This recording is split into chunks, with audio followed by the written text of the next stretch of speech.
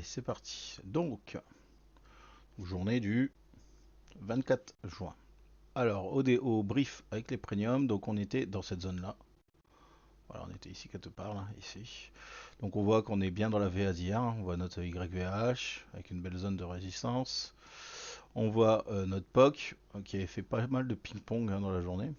Et en dessous, on avait donc notre delta négatif, on avait notre YVL, et en dessous, on avait un niveau de 10 000 volumes et un beau delta positif. Donc, en brief, qu'est-ce qu'on s'est dit? On s'est dit que tant qu'on reste dans cette VA, eh ben on joue le ping-pong. C'est-à-dire qu'on joue HAVAL, vente YVH. Entre guillemets, on peut faire attention avec le POC. Ça peut faire POC YVH ou POC YVL.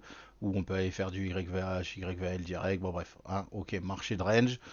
Et attention aux cassures des niveaux. Cassure des niveaux.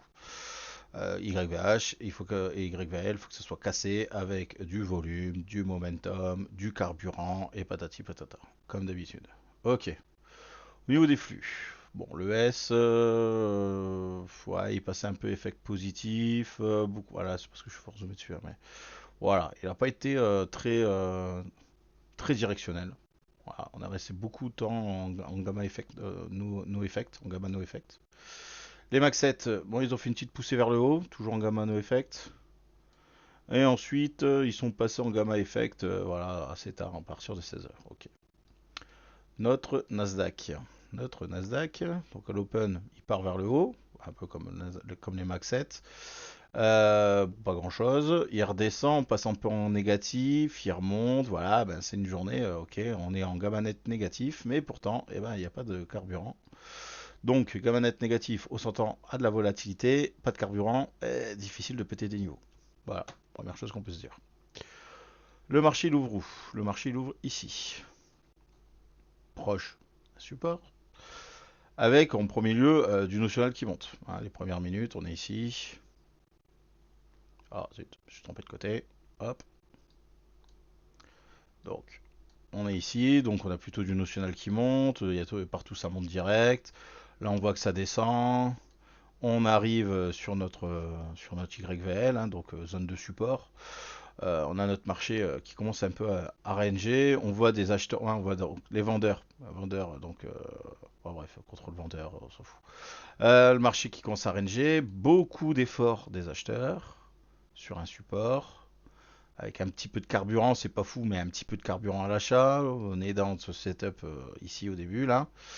Donc on peut se dire, il peut se passer un truc, on range, j'ai beaucoup d'achats. Si les acheteurs gagnent la danse, ben ça peut partir à la hausse.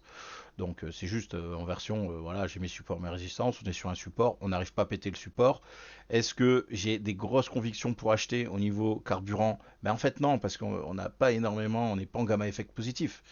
Par contre, est-ce que j'ai assez d'efforts pour casser mon support? Ben là, pas du tout, parce qu'on n'a pas du tout de carburant négatif.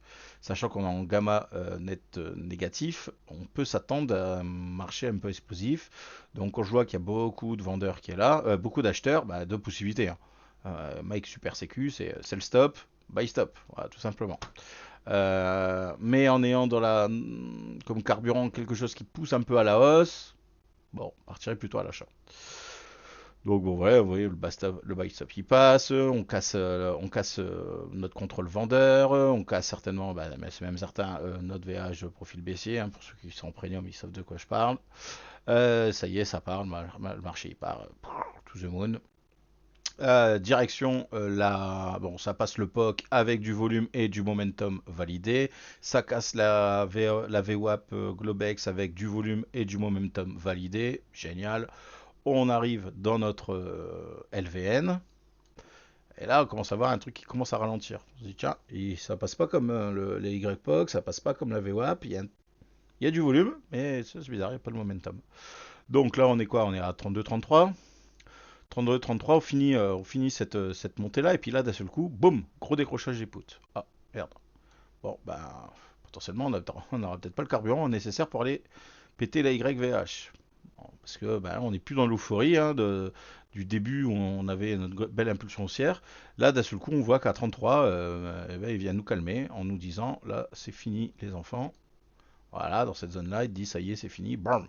Donc gros décrochage des puts, qui crée un gros décrochage sûrement 1 heure. Ah merde, donc on était parti pour aller chercher le gamma effect positif. Bah, dans la foulée, on se retrouve en bas et on est plutôt même en gamma effect négatif. Donc gamma effect négatif, donc on peut se poser la question, est-ce que j'ai assez de carburant pour continuer à faire la hausse? Ben non, parce que mon notional vient de se reverser. Est-ce que j'ai du carburant pour casser des niveaux en dessous de moi? Ben oui, certainement, parce que j'ai du gamma effect négatif, donc moins 280. Donc, et puis en plus, ça donne un petit peu de delta, donc on a même un peu plus. Donc oui, effectivement, il y a quelque chose, il y a moyen que on ait une correction. C'est pas de vin, j'ai pas de boule de cristal. Potentiellement qu'on ait une correction. Donc le marché continue à grenouiller, à grenouiller. On tire les VP, les machins, les trucs, voilà, on fait tout ce qu'on sait faire. Et d'un seul coup, boum, cassure de structure, momentum. Ben, on attend quoi? Ben, les buy stop, même si les sell stop, hein, même si on est proche de là, on peut se dire on peut potentiellement aller chercher ce contrôle acheteur qui est là, mais en tout cas on peut peut-être aussi aller chercher ben, simplement des pullbacks pour continuer à shorter. Hein. Là, on voit qu'on a complètement changé notre casquette d'acheteur. Hein. Décrochage du notional, les poutres qui se cassent la gueule, on est en gamma effect négatif, on est sur une résistance. Est-ce que j'ai encore assez de carburant pour casser la résistance? Eh ben non. Donc à quoi on s'attend? Potentiellement un pullback. D'accord? Ou un retracement, je veux dire. On s'attend minimum à un retracement, ou voir, ben, ça change complètement de retour et on part casser tous les bas. Donc on va aller chercher, et puis là on voit, hein, ça va à chaque fois, volume, impulsion, un momentum, et ainsi de suite, et ainsi de suite. Et on continue notre short. Et là on voit qu'à 42, donc là on ne se fait pas avoir, ça c'est un effet miroir. D'accord? Donc là on voit à 42, il y a l'effet miroir, et après on commence à avoir un canal haussier. D'accord? Canal haussier pour moi c'est un setup d'achat. Ici qu'est-ce qui se passe? Ben, on voit que ça descend encore à 42, hein, ça descend mais beaucoup moins. Et on commence même à remonter aux alentours des 45. Ok, donc on se dit, bah tiens, la même question, je suis sur un support. Est-ce que j'ai du carburant qui continue à la baisse? Est-ce que dans mon timing, j'ai quelque chose? Est-ce que là j'ai du timing baissier pour shorter? Eh ben non. Ok, donc j'ai pas de timing pour shorter. Je suis sur mon support. Est-ce que j'ai du carburant qui continue à décroître dans mon notional? Eh non, ça commence plutôt à croître. Donc à quoi on peut s'attendre? Ben, un peu comme j'ai dit tout à l'heure, hein, à quoi on peut s'attendre? Ben, ne serait-ce qu'un peut-être un pullback ou un petit retracement. Hein, un petit truc qui remonte, on va y rechercher un niveau potentiellement pour redescendre. Qu'est-ce qui se passe? Ben, on voit, on passe en dessous, augmentation de volume, pas de momentum, on casse la dernière jambe baissière.